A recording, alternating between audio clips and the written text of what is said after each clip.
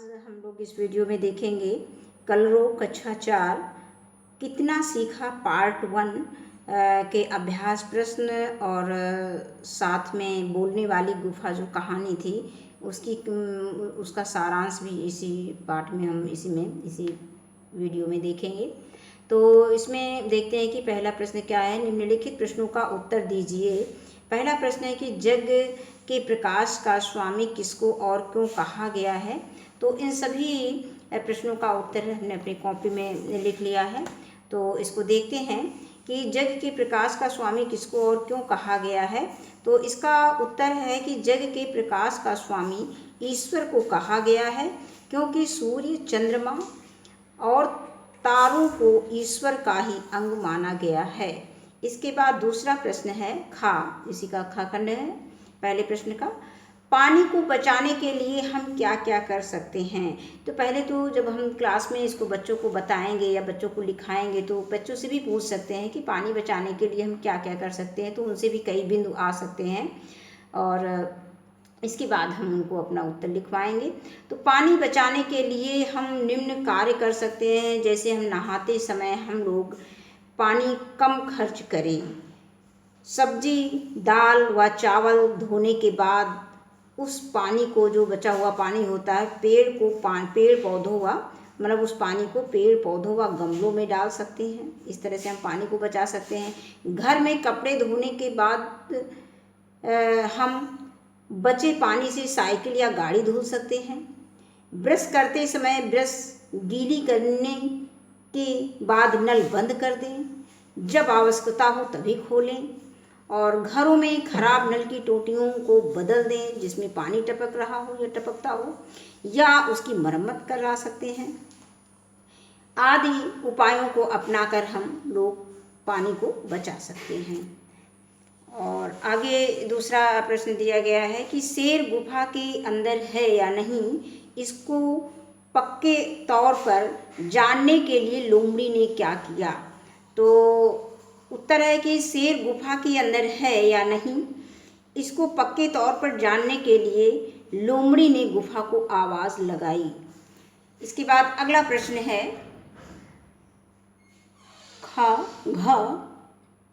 गांधी जी किस भूल के लिए जीवन भर पछताते रहे और उसके लिए उन्होंने क्या सुझाव दिए। तो इसका उत्तर है कि गांधी जी का मानना था कि पढ़ाई में अच्छे होना जरूरी नहीं है।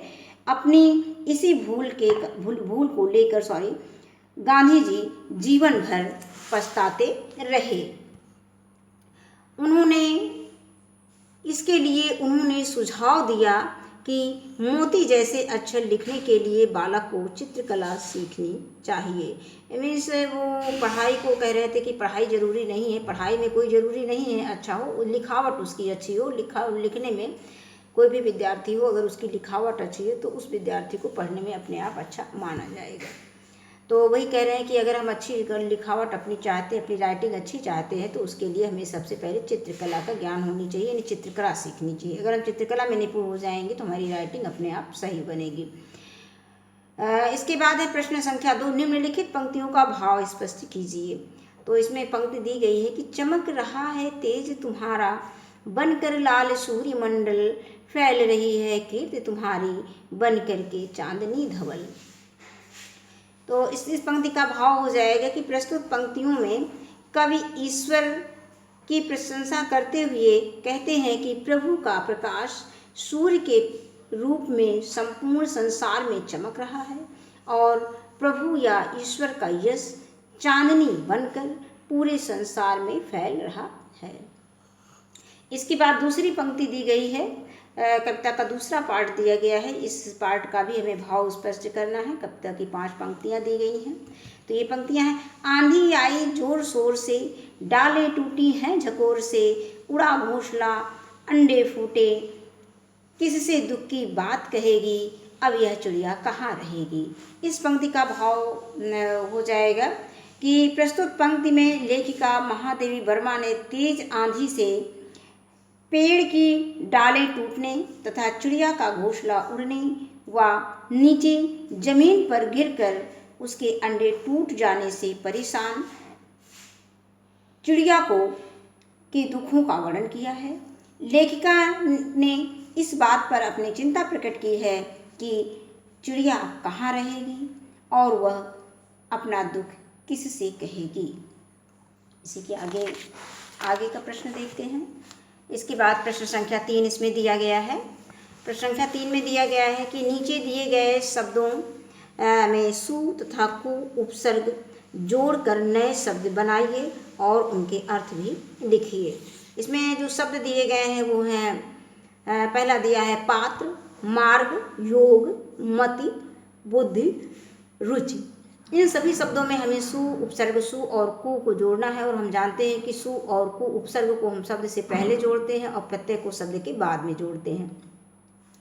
अब सु उपसर्ग जोड़ने पर देखिए इन शब्दों का क्या अर्थ हो जाएगा। जैसे सुपात्र, सु प्लस पात्र सुपात्र, ये हो जाएगा, इसका अर्थ हो जाएगा अच्छा पात्र। सु प्लस मार्ग सुमार्ग का अर्थ है अच्छा मार्ग। इसके बाद सु प्लस योग सुयोग बराबर हो जाएगा सुयोग, इसका अर्थ हो जाएगा अच्छा अवसर। और सु प्लस मति सुमति, इसका अर्थ हो जाएगा अच्छी बुद्धि। और इसके बाद सु प्लस बुद्धि सुबुद्धि, सुबुद्धि का अर्थ हो जाएगा अच्छी बुद्धि। और सु प्लस रुचि सुरुचि, इसका अर्थ हो जाएगा अच्छी रुचि। इसके बाद हम कु उपसर्ग जोड़ेंगे तो इसका अर्थ क्या हो जाएगा ये हम देखेंगे। कु प्लस, अब ये कु उपसर्ग है और ये पात्र हमारा शब्द दिया गया है, तो पात्र शब्द में हमें कु उपसर्ग को जोड़ना है और इसके बाद इसका अर्थ बताना है। तो कु प्लस पात्र कुपात्र, कुपात्र इसका अर्थ हो जाएगा बुरा पात्र। इसके बाद कु प्लस मार्ग कुमार्ग और इसका अर्थ हो जाएगा बुरा मार्ग। कु प्लस योग कुयोग, इसका अर्थ है बुरा अवसर। इसके बाद कु प्लस मति कुमति, इसके बाद बुरी बुद्धि, इसका अर्थ हो जाएगा कु प्लस मति कुमति यानी बुरी बुद्धि। और इसके बाद है कु प्लस बुद्धि कुबुद्धि, कुबुद्धि का मतलब खराब बुद्धि या बुरी बुद्धि, इसका अर्थ हो जाएगा कु प्लस रुचि कुरुचि, इसका मतलब है बुरी रुचि या खराब रुचि। इसके बाद प्रश्न संख्या 4 दिया गया है कि वर्तनी शुद्ध कीजिए। अब इसमें हम देखेंगे कि इसमें जो भी शब्द दिए गए हैं वो गलत दिए गए हैं, अशुद्ध शब्द दिए गए हैं। जैसे खुशबू दिया है, कलिया दिया है, निशान है, ये परान है, मेना है, गुरिया है और स्वास्थ्य है और घोषाला है। अब इनको हम शुद्ध करके कैसे लिखेंगे। ये अशुद्ध दिए गए हैं शब्द, ये शुद्ध दिए गए हैं। तो खुशबू को खुशबू हो जाएगा, कलिया का कलियाँ हो जाएगा, निशान निशान का निशान हो जाएगा, प्राण का प्राण और मेना का मैना, गौरेया का गौरया और स्वास्थ्य का स्वास्थ्य और घोंसला का घोंसला हो जाएगा। इसके बाद नेक्स्ट प्रश्न आता है, अगला प्रश्न संख्या 5। नीचे दिए गए शब्दों में से संज्ञा सर्वनाम विशेषण और क्रिया शब्दों को अलग अलग छांट कर लिखिए।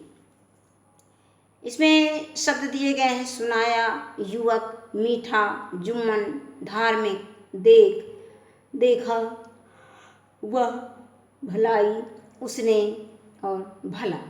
तो इसमें से हम संज्ञा देखेंगे तो संज्ञा कौन कौन से शब्द हो जाएंगे। जैसे हमारा युवक है और जुम्मन है किसी का नाम, और इसके बाद है भलाई, ये सब हमारी संज्ञा हो गए।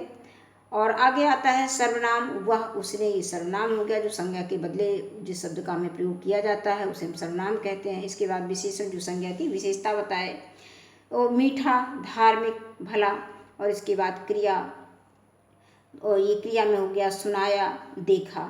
तो इसके बाद अगला प्रश्न संख्या 6 दिया गया है कि बोलने वाली गुफा कहानी को अपने शब्दों में सुनाइए। तो इसका सारांश सबसे पहले हम इसकी कहानी को देखेंगे। कहानी मतलब कहानी इसमें हमने दिया है। और बोलने वाली गुफा। सुंदरबन में एक खूंखार शेर रहता था। जंगल के सभी जानवर उसे बहुत डरते थे। एक बार खूंखार शेर को कोई शिकार न मिलने के कारण कई दिनों तक वह भूखा रहा।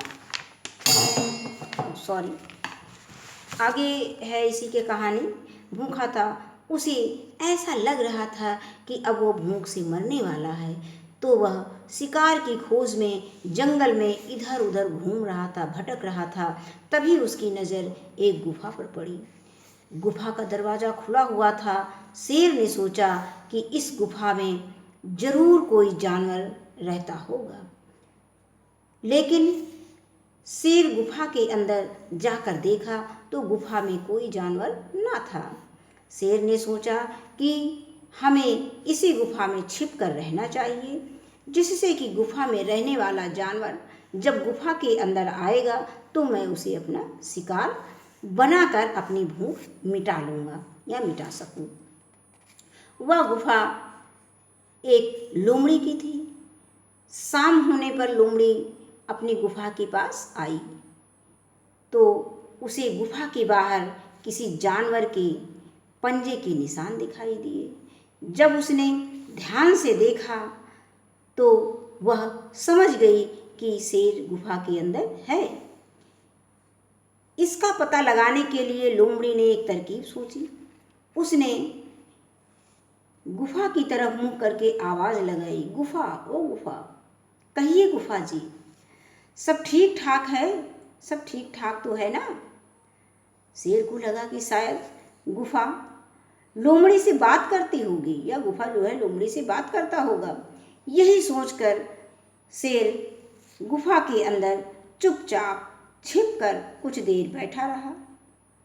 लेकिन जब गुफा से कोई आवाज़ ना आई तो शेर ने सोचा कि शायद गुफा सो गई। उसने सोचा कि शायद गुफा सो गई है, और हमेशा लोमड़ी आती थी तो उसको जो है जवाब देती थी गुफा, लेकिन आज जो है सो गई है इसलिए वो जवाब नहीं दे रही है। तो उसे लगा कि इसका जवाब मैं ही दे दूं, तो मुझे ही तो शेर सोच रहा है कि मुझे ही लोमड़ी के प्रश्नों का उत्तर देना चाहिए। शेर अपनी आवाज़ बदलकर बोला, हाँ सब ठीक है, अंदर आ जाओ। लोमड़ी शेर की आवाज़ पहचान गई और वो वहाँ से सरपट भाग गई। तो इस वीडियो में बस इतना ही। इसी के साथ ही ये कितना सीखा ये पार्ट जो है हमारा ख़त्म हो गया है। इसके बाद आगे है हाँ में हाँ, तो इसको हम अगली वीडियो में इसके प्रश्नोत्तर देखेंगे। आज की वीडियो में बस इतना ही। धन्यवाद।